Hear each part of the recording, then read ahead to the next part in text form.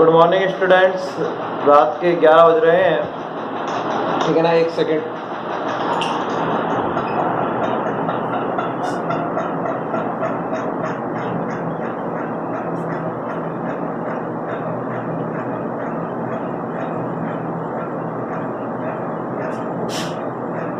इसको मैं मिटा देता हूँ, एक सेकेंड।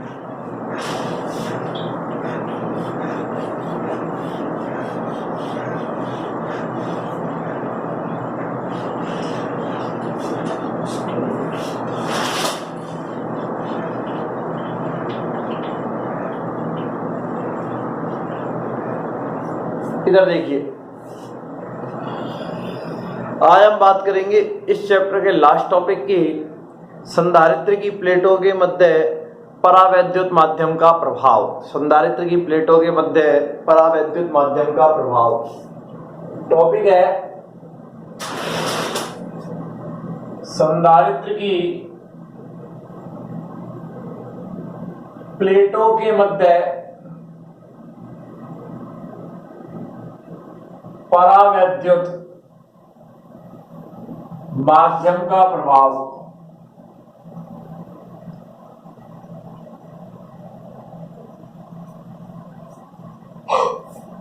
संधारित्र की प्लेटों के मध्य परावैद्युत माध्यम का प्रभाव देखना है। इधर देखिए, ये मैंने एक समांतर प्लेट संधारित्र बना दिया है, ठीक है ना। और इसके अंदर जैसे ही मैंने ये प्लस होता है, इस पर प्लस चार्ज होता है और इस पर क्या होता है, माइनस होता है। अब इसके अंदर मैंने जैसे ही परावैद्युत पदार्थ रख दिया, परावैद्युत पदार्थ रख दिया, मान लो अभ्रक रख दिया, मोम रख दिया, कागज रख दिया, तो परावैद्युत पदार्थ जैसे रखूंगा तो परावैद्युत पदार्थ का क्या हो जाएगा, ध्रुवण हो जाएगा। क्यों हो जाएगा ध्रुवण?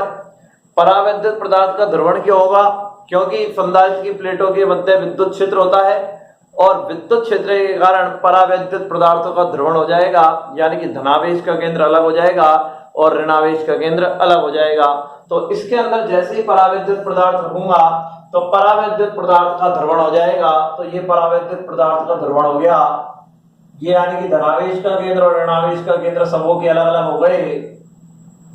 ये धनावेश का केंद्र और ऋणावेश का केंद्र सभी के अलग अलग हो गए। ध्यान से सुनना, मेरी एक बात को समझना है, लिखने पर तो आपको ध्यान देना ही नहीं है, लिखना तो है नहीं। जैसे ही इसके अंदर मैंने क्या रखा है, एक समांतर प्लेट संधारित्र लिया और उसकी प्लेटों के मध्य जब क्या रखा है, परावैद्युत पदार्थ रखा है, तो परावैद्युत पदार्थ विद्युत क्षेत्र की उपस्थिति के कारण उस परावैद्युत पदार्थ का ध्रुवण हो जाता है। और विद्युत क्षेत्र कितना होता है, इधर ई नोड, निर्वात की बात कर रहे हैं तो कितना होता है, सिग्मा अपॉन एप्सिलॉन नोड होता है ना। संधारित्र की प्लेटों के मध्य में विद्युत क्षेत्र मैंने ई नोड मान लिया, क्योंकि निर्वात में कितना होता है, ई नोड बराबर होता है सिग्मा अपॉन एप्सिलॉन नोड। इस विद्युत क्षेत्र के कारण जैसे परावैद्युत पदार्थ रखते हैं इसके अंदर, तो परावैद्युत पदार्थ रखते हैं तो परावैद्युत पदार्थ के जो अणु होते हैं वो क्या है, ध्रुवित हो जाते हैं और ध्रुवित होने के कारण विद्युत क्षेत्र की दिशा में संरेखित हो गए। संधारित्र की प्लेटों के मध्य विद्युत क्षेत्र है ई नोड बराबर सिग्मा अपॉन एप्सिलॉन नोड, ठीक है ना। और जैसे इसके मध्य परावैद्युत पदार्थ रखा तो इस विद्युत क्षेत्र के कारण, मैंने कल ही कहा था, विद्युत क्षेत्र की उपस्थिति में परावैद्युत पदार्थ में क्या हो जाते हैं, धनावेश का केंद्र अलग हो जाता है, ऋणावेश का केंद्र अलग हो जाता है, तो अलग अलग हो गए।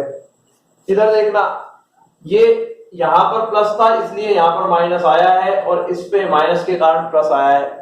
इसके पास माइनस वाले से चालू होगा क्योंकि प्लस के पास माइनस होता है, ठीक है ना।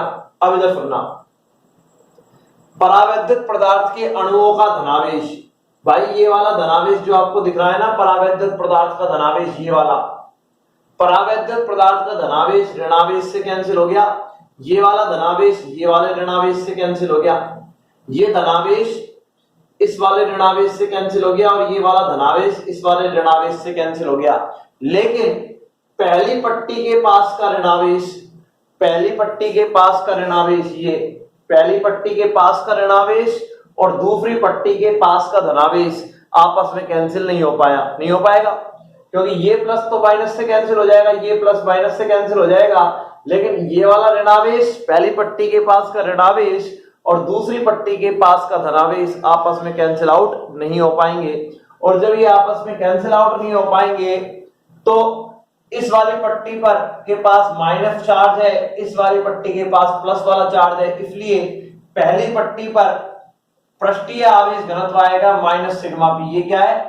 प्रेरित पृष्ठीय आवेश घनत्व, प्रेरित पृष्ठीय आवेश घनत्व, ये प्रेरित पृष्ठीय आवेश घनत्व है। और यहां पर कौन सा आएगा? Plus sigma P.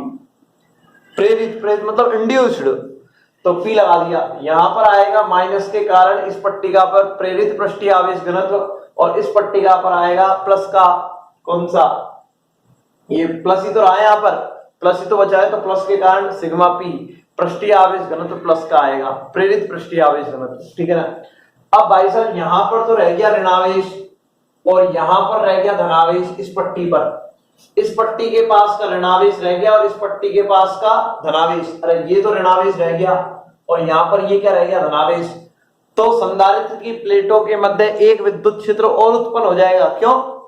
अरे भाई क्यों उत्पन्न हो जाएगा? क्योंकि यहां पर ऋणावेश रह गया और यहां पर धनावेश रह गया, तो संधारित्र की पट्टी के पट्टिकाओं के मध्य एक विद्युत क्षेत्र और उत्पन्न हो जाएगा, एक विद्युत क्षेत्र उत्पन्न हो जाएगा जिसको प्रेरित विद्युत क्षेत्र कहेंगे, और वो हो जाएगा ईपी बराबर होगा sigma P upon epsilon not. अंदर एक विद्युत क्षेत्र उत्पन्न हो जाएगा जिसकी दिशा, भाई विद्युत क्षेत्र की दिशा प्लस से माइनस की ओर होती है, तो प्लस कहां है? यहां पर, और माइनस कहां है? यहां पर। तो प्लस से माइनस की ओर होगा, इसकी दिशा पहले वाले की विपरीत होगी, और ईपी प्रेरित हो रहा है, तो प्रेरित आवेश कितना है? Sigma P upon epsilon not हो जाएगा। ये डायग्राम है। मैं एक बार दोबारा आपको सरल भाषा में कह देता हूं। एक समांतर प्लेट संधारित्र है और समांतर प्लेट संधारित्र की दो प्लेटें हैं। तो जब समांतर प्लेट संधारित्र की दोनों प्लेटों के मध्य एक परावैद्युत पदार्थ रखा जाता है, तो पट्टिका के अंदर विद्युत क्षेत्र के कारण परावैद्युत पदार्थ के अणु ध्रुवित हो जाते हैं, और ध्रुवित हो जाने के कारण यानी कि धनावेश का केंद्र और ऋणावेश का केंद्र अलग हो जाता है, जिस कारण धनावेश ऋणावेश से कैंसिल हो जाता है। लेकिन पहली पट्टी के पास का ऋणावेश और दूसरी पट्टी के पास का धनावेश आपस में निरस्त नहीं हो जाता पाता है, जिस कारण पहली पट्टी पर माइनस सिग्मा पी प्रेरित पृष्ठीय आवेश घनत्व और दूसरी पट्टी पर प्लस सिग्मा पी, क्योंकि यहाँ माइनस चार्ज बचा है तो माइनस का आएगा, और यहाँ पर बचा है प्लस का तो प्लस का आएगा। प्रेरित पृष्ठीय आवेश घनत्व उत्पन्न हो जाते हैं, जिस कारण पट्टिका के अंदर एक विद्युत क्षेत्र और उत्पन्न हो जाता है जिसकी दिशा दूसरी पट्टी से पहली पट्टिका की ओर होगी, जिसको प्रेरित विद्युत क्षेत्र कहते हैं। ईपी बराबर sigma P upon epsilon not. तो पहला विद्युत क्षेत्र इधर है, दूसरा विद्युत क्षेत्र इधर है, तो इसलिए परिणामी विद्युत क्षेत्र कितना आ जाएगा भाई? परिणामी विद्युत क्षेत्र इधर देख रहा भाई, परिणामी विद्युत क्षेत्र ई बराबर आ जाएगा ई नॉट माइनस ईपी। ये इधर है, ये इधर है, तो इन दोनों में से घट जाएगा, दोनों की दिशा विपरीत है, तो ये इसमें से घट जाएगा, और ई बराबर आ जाएगा sigma upon epsilon not minus sigma P upon epsilon not. तो ई बराबर हो जाएगा sigma minus sigma P upon epsilon not. समीकरण आ गई एक। आप ध्यान समझिए, ये आ गई। अब हम जानते हैं ये माध्यम ही तो है अंदर, माध्यम में विद्युत क्षेत्र, चूंकि हम जानते हैं माध्यम में विद्युत क्षेत्र, और माध्यम में विद्युत क्षेत्र E बराबर होता है निर्वात की तुलना में, निर्वात में E नोड है बटे एप्सिलॉन आर, यही तो होता है। निर्वात में जो विद्युत क्षेत्र है वो माध्यम में विद्युत क्षेत्र निर्वात की तुलना में 1 अपॉन एप्सिलॉन आर होता है। ठीक है ना, ये आ गया। और E नोड की वैल्यू कितनी है? सिग्मा अपॉन ये रही एप्सिलॉन नॉट एप्सिलॉन आर आ गया, सिग्मा अपॉन एप्सिलॉन नॉट यहां से रख दी। ये आ गया समीकरण 2। तो समीकरण 1 और 2 बराबर कर देंगे, क्योंकि परिणामी विद्युत क्षेत्र माध्यम में ये आया और माध्यम में होता कितना? इतना, दोनों को बराबर कर देंगे। तो समीकरण 1 व 2 से, 1 व 2 से इधर देखना है आपको, समझना है केवल। ठीक है ना, ये क्या हो गया? Sigma minus sigma P upon epsilon naught बराबर हो गया sigma upon epsilon not epsilon R. Epsilon naught से एप्सिलॉन नॉट घट गया, सिग्मा माइनस सिग्मा पी बराबर सिग्मा अपॉन एप्सिलॉन आर आ गया। ठीक है ना, यहां से मैं सिग्मा पी को इधर ले जा रहा हूं, इसको इधर ले जा रहा हूं, sigma minus sigma P sigma upon epsilon R बराबर सिग्मा पी, यहां से सिग्मा कॉमन आ गया 1 माइनस 1 अपॉन एप्सिलॉन आर बराबर सिग्मा पी। ये यहां से प्रेरित पृष्ठीय आवेश घनत्व का सूत्र निकल कर आ जाएगा। किसका आ गया? सिग्मा पी का सूत्र आ गया, प्रेरित पृष्ठीय आवेश घनत्व। मेरी बात को आप एक एक शब्द को ध्यान से सुनिए भाई साहब, जो मेरी बात को सुन रहा है वो ही सक्सेस है, क्योंकि कॉपी में क्या लिख रखा है इस बात का महत्व नहीं है, लेकिन जो मैं बोल रहा हूं इस बात का बड़ा ही महत्व है। ठीक है ना? तो यहां से प्रेरित पृष्ठीय आवेश घनत्व निकल के आ जाएगा सिग्मा पी। एक चीज तो निकल कर आ गई, प्रेरित पृष्ठीय आवेश घनत्व निकल कर आ गया। ठीक है ना? और हम जानते हैं, कल ही मैंने बताया था कि जो ध्रुवण सदिश होता है, ध्रुवण सदिश,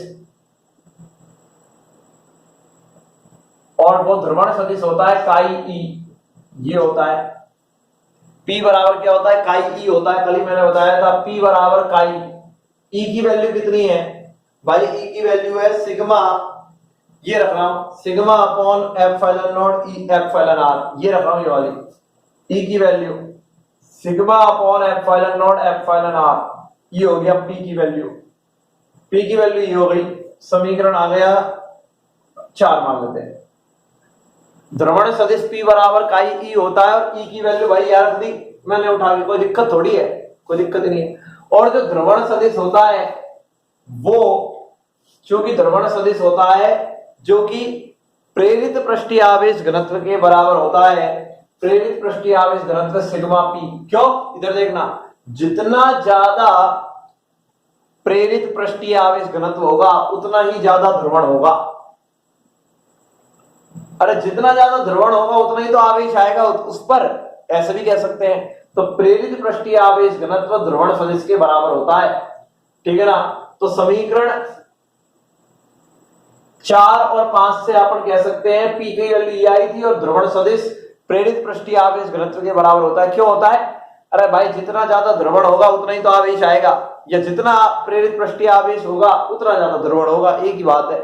तो दोनों एक ही बात है, तो इन दोनों को आपस में बराबर कर देंगे। सिग्मा पी बराबर क्या होता है? Chi sigma upon epsilon not epsilon R. Sigma P की वैल्यू कितनी है? ये निकल कर आई थी, यहां से उठा के रख रहा हूं। सिग्मा पी की वैल्यू कितनी है? Sigma 1 minus 1 upon epsilon R बराबर chi sigma upon epsilon not epsilon R. Sigma से सिग्मा कट गया, ये लघुत्तम ले लिया epsilon R upon epsilon R, chi epsilon not epsilon R, epsilon R से एप्सिलॉन आर कट गया, काई बराबर आ गया epsilon not epsilon R minus 1। ये सूत्र निकल कर आ गया किसका? विद्युत प्रवृत्ति का। ये विद्युत प्रवृत्ति का सूत्र यहां से निकल कर आ जाता है। किसका सूत्र आ गया? ये विद्युत प्रवृत्ति का सूत्र आ गया, काई का सूत्र आ गया विद्युत प्रवृत्ति का। एप्सिलॉन नॉट निर्वात की विद्युतशीलता जिसका मान 8.85 गुणा 10 की घात -12 कूलाम स्क्वायर बटे न्यूटन मीटर स्क्वायर, और एप्सिलॉन आर माध्यम का परावैद्युतांक है। ठीक है ना? तो यहां से काई का मान निकल कर आ गया है। ठीक है, कोई दिक्कत वाली बात नहीं है। पहले मैंने निर्वात में विद्युत क्षेत्र इतना था, यहां पर माइनस बचा, यहां पर प्लस बचा, तो एक विद्युत क्षेत्र और उत्पन्न हो गया जिसकी दिशा प्लस से माइनस की ओर ये हो गई। परिणामी कितना हो गया? ये। और हम जानते हैं कि माध्यम में विद्युत क्षेत्र कितना होता है निर्वात की तुलना में इतना, इसकी वैल्यू रखते ही ये आ गया, इन दोनों को बराबर कर दिया, यहां से सिग्मा पी की वैल्यू आ गई। फिर हमने कहा, कल ही बताया था, ध्रुवण सदिश ये होता है, ध्रुवण ई की वैल्यू उठाकर यहां से रख दी है, और ध्रुवण सदिश हमने बताया किसके? प्रेरित पृष्ठीय आवेश घनत्व के बराबर होता है, इन दोनों को बराबर कर दिया और सिग्मा पी की वैल्यू रख दी, काई की वैल्यू आ गई, हो गया खत्म। और ये चैप्टर भी खत्म हो गया आपका। अब मैं 1-2 सवाल आज आपको कराऊंगा। ठीक है ना? इधर देखना,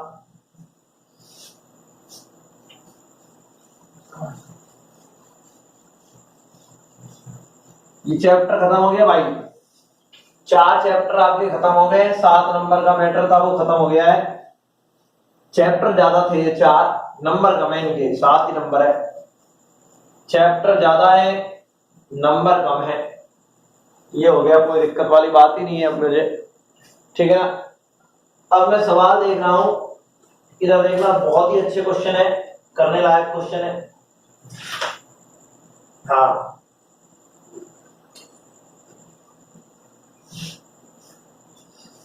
ये क्वेश्चन है पेज नंबर 93 पर, 6वां क्वेश्चन। क्वेश्चन है पेज नंबर 93 क्वेश्चन नंबर 6, ठीक है ना। इधर पढ़ना क्या कह रहा है। 150 वोल्ट पर आवेशित इतनी धारिता के गोलीय चालक का संबंध, वोल्टेज कितना दे रखा है 150 वोल्ट, उसकी धारिता कितनी दे रखी है 2 माइक्रोफैरड, यानी कि 2 गुणा 10 की घात माइनस 6 फैरड का चालक का संबंध दूसरे की धारिता दे रखी है कितनी 1 माइक्रोफैरड का है। और कल भी मैंने आपको कहा था ये निरावेशित है, इसका संबंध निरावेशित वाले से कर दिया तो V2 की वैल्यू कितनी हो गई 0। भाई निरावेशित आवेशित वाले का संबंध निरावेशित वाले से कर दिया तो V2 की वैल्यू 0 हो गई, कोई दिक्कत ही नहीं है। फिर कह रहा है उभयनिष्ठ विभव निकालो, उभयनिष्ठ विभव V निकालना है, उभयनिष्ठ विभव निकालना है V। और क्या निकालना है, प्रत्येक चालक पर आवेश निकालना है बाद में। अरे पहले तो दे रखा है, बाद में आवेश निकालना है। देखते हैं उभयनिष्ठ विभव निकाल लेते हैं। पहले V बराबर होता है C1V1 plus C2V2 upon C1 plus C2। तो V बराबर C1 की वैल्यू कितनी है 2 गुणा 10 की घात माइनस 6, V1 की वैल्यू 150 और ये तो 0 हो जाएगा। अरे ये तो 0 हो जाएगा ना, V2 की वैल्यू 0 रखेगा तो 0 हो गया। C1 की वैल्यू 2 गुणा 10 की घात माइनस 6 प्लस 1 गुणा 10 की घात माइनस 6, तो ये आ गया V2 बराबर 2 गुणा 10 की घात माइनस 6 गुणा 150 बटे ये आ गया 2 और 1 3 गुणा 10 की घात माइनस 6, ठीक है ना। ये आ गया यहां से 150 दूनी 300 और 100 वोल्ट आ गया, उभयनिष्ठ विभव आ गया 100 वोल्ट। ये तो निकल के आ गया, उभयनिष्ठ विभव निकल कर आ गया। अब ये कह रहा है प्रत्येक चालक पर आवेश का मान, अरे पहले तो प्रत्येक चालक पर आवेश का मान निकालना है, बाद में निकालना है। अरे बाद में निकालना है, बाद में, ठीक है ना। प्रत्येक चालक पर आवेश का मान निकालना है जोड़ने के बाद।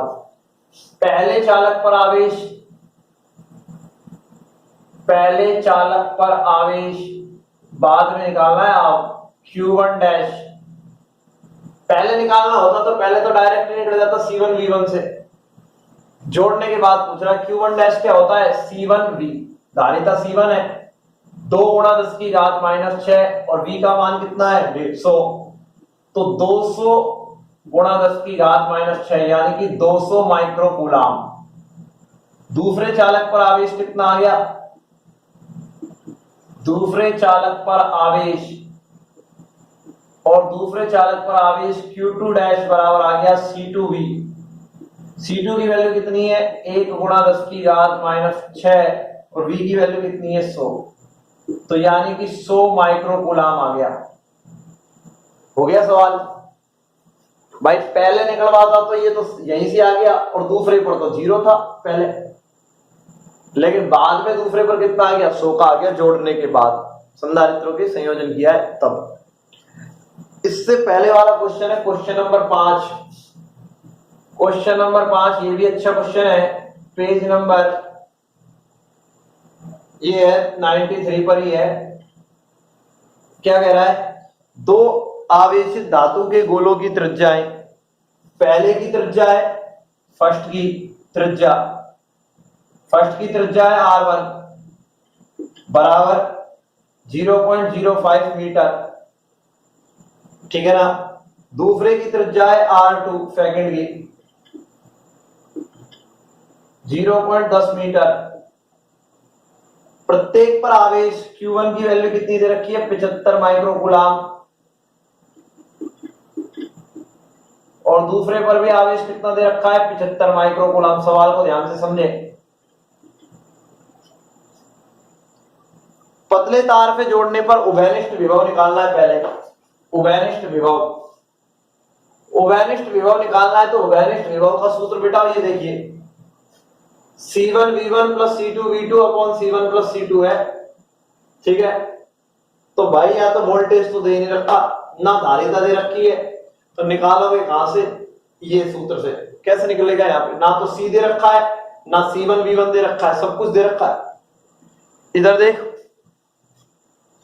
C1V1 को मैं क्या लिख सकता हूं Q1, अरे C1 V1 को Q1 लिख सकता हूँ, C2 V2 को क्या लिख सकता हूँ, Q2, तो Q1 Q2 दे रखा है। C1 कैसे आएगा भाई, गोलीय चालक की धारिता इस चैप्टर के शुरू में कराया था, C बराबर 4 pi epsilon not epsilon R into R होती है। C बराबर 4 pi epsilon not into R होती है C गोलीय चालक की धारिता। तो इधर देख मैं निकाल रहा हूं फर्स्ट गोलीय चालक की धारिता, फर्स्ट चालक की धारिता गोलीय बराबर 4 पाई एप्सिलॉन नॉट R1 होगी। और भाई 4 पाई एप्सिलॉन नॉट की वैल्यू होती है 1/9 गुणा 10 की घात 9।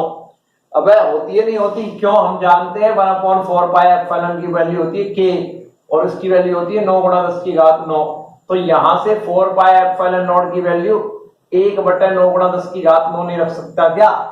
तेरे जचे तो रख, ये नहीं तो कर 4 गुणा 3.14 गुणा 8.85 गुणा 10 की घात -12 R1 का मान रख, कैलकुलेशन कठिन हो जाएगी।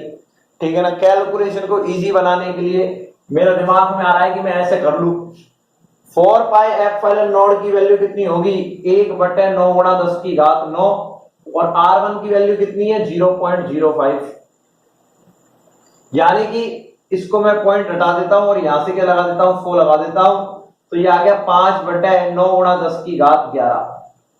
ठीक है, ये आ गया कूलाम, कूलामी धारिता फैराड में। अब मैं यहां कर रहा हूं दूसरे चालक की धारिता निकाल रहा हूं, दूसरे गोलीय चालक की धारिता।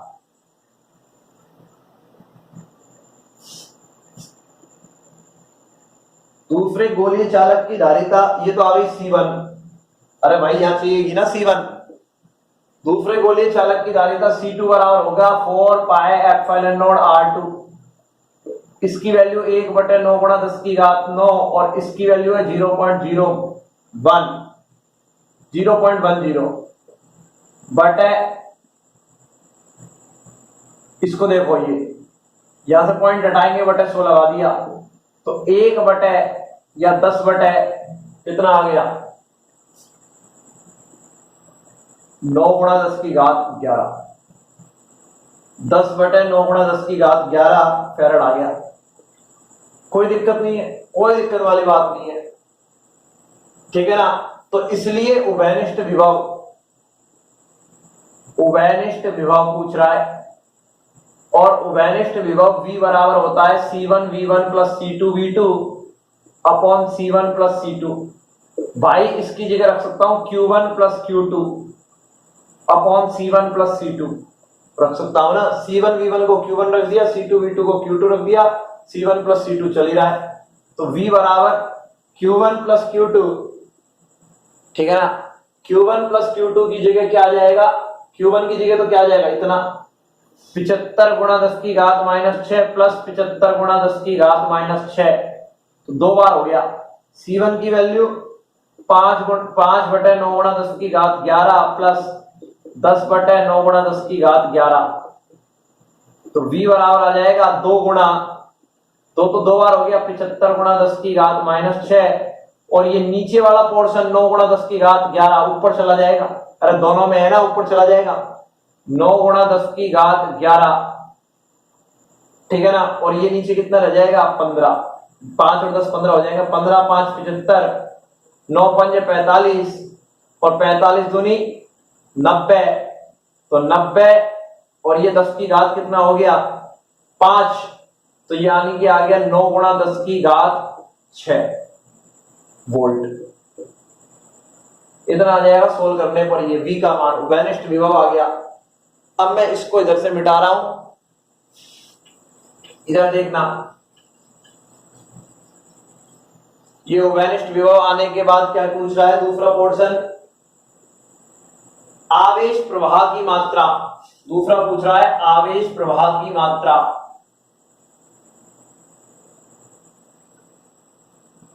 इधर देखना प्रवाह की मात्रा कैसे निकलेगी, पहले चालक पर आवेश था कितना Q, बाद में कितना हो गया उस पर Q डैश, तो आवेश का प्रवाह आ गया ना, मान लो Q की वैल्यू 50 थी और बाद में रह गई 30, तो 50 में 30 को घटा दे, आवेश का प्रवाह आ गया ना कितना, तो पहले वाले में से बाद वाले आवेश को घटा दो तो आवेश प्रवाह आ गया। आवेश प्रवाह की मात्रा बराबर हो जाएगी Q माइनस क्यू डैश, ठीक है ना। और Q की वैल्यू कितनी है, Q की वैल्यू है दे रखी है, Q की वैल्यू तो दे रखी है अपन को Q1 की, ठीक है ना। Q में से या Q1 कहते हैं, Q1 में से Q1 डैश को हटा दे। अरे पहले वाले पर आवेश कितना था, Q1 था पहले, और बाद में कितना हो गया, Q1 डैश हो गया, ठीक है ना। बाद में कितना हो गया, Q1 डैश हो गया बाद में भाई, ठीक है, कोई दिक्कत वाली बात ही नहीं है। पहले आवेश Q1 था, बाद में Q1 डैश हो गया, ठीक है ना। तो आवेश प्रवाह कितना हो गया, Q1 में से Q1 डैश घटा दे, Q1 की वैल्यू तो दे रखी है, Q1 डैश क्या हो जाएगा, बाद में यदि कल तुमने पढ़ा था तो बाद में आवेश हो जाएगा बाद में धारिता इंटू उभयनिष्ठ विभव। बाद में जो आवेश होता है वो बाद में धारिता, बाद में धारिता तो सेम ही रहेगी, धारिता तो मैंने निकाल ली, वो तो वही रहेगी C1, और बाद में विभव कितना रहता है, उभयनिष्ठ विभव रहता है, ठीक है ना। तो Q1 की वैल्यू तो कितनी दे रखी है, 75 गुणा 10 की घात माइनस 6, माइनस C1 की वैल्यू 5/9 गुणा 10 की घात 11, और इसकी वैल्यू कितनी है 9 गुणा 10 की घात 6, ये कट गया इससे, ये कट गया 10 की घात 5 आ गया, 75 गुणा 10 की घात माइनस 6 माइनस 5 गुणा 10 की घात माइनस 5 आ गया, 6 है ना 5 ऊपर जाएगा माइनस 5, तो इसको लिख सकता हूं मैं 10 की घात माइनस 5 मैंने कॉमन ले लिया, 75 माइनस कितना आ जाएगा, 75 गुणा 10 की घात माइनस 1, ये 10 की घात माइनस 1 और रह जाएगा माइनस 5, तो ये आ गया 10 की घात माइनस 5, यानी कि ये 7.5 रह गया माइनस 5, तो ये आ गया 2.5 गुणा 10 की घात माइनस 5, इतना मैंने आज तक कभी करके नहीं दिखाया। 25 गुणा 10 की घात माइनस 6 कूलाम, यानी कि 25 माइक्रो कूलाम। यदि क्लास में होते तो इतना करके नहीं दिखाता, डायरेक्ट आंसर लिख देता, लेकिन फिर भी मेरी तो गई जो मैंने करके दिखा दिया आपको।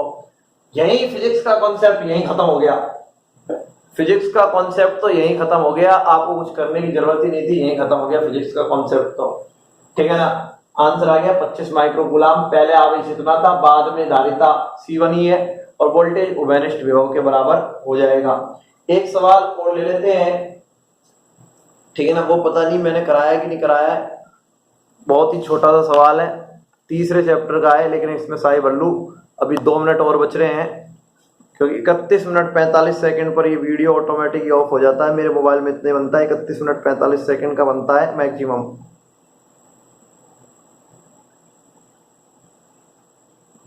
लेकिन अभी 3 मिनट है इसमें, 3 मिनट में तो वो सवाल मैं करा दूंगा भाई, 3 मिनट में तो वो सवाल मैं करा दूंगा, और नहीं भी करा पाया तो भी क्या कल करा देंगे। अब ये क्लास थोड़ी है कि जो क्लास में तो टाइम हो गया तो कभी दोबारा नहीं लिखोगे, इसमें तो 2 वीडियो बनाई, अपने घर की अदालत है, क्लास की तरह थोड़ी है। अब इधर देखना, इसको मैं मिटा रहा हूं, इस वाले को, पहले सवाल नोट करना है आपको, ठीक है ना, बाद में ही आपको क्वेश्चन के आंसर लिखने हैं। ये कह रहा है पेज नंबर 71, ये पता नहीं मैंने आपको कराया कि नहीं कराया, पहले पेज नंबर 71 पर है क्वेश्चन नंबर 6, 10 सेंटीमीटर भुजा वाले समषटभुज, ये समषटभुज है,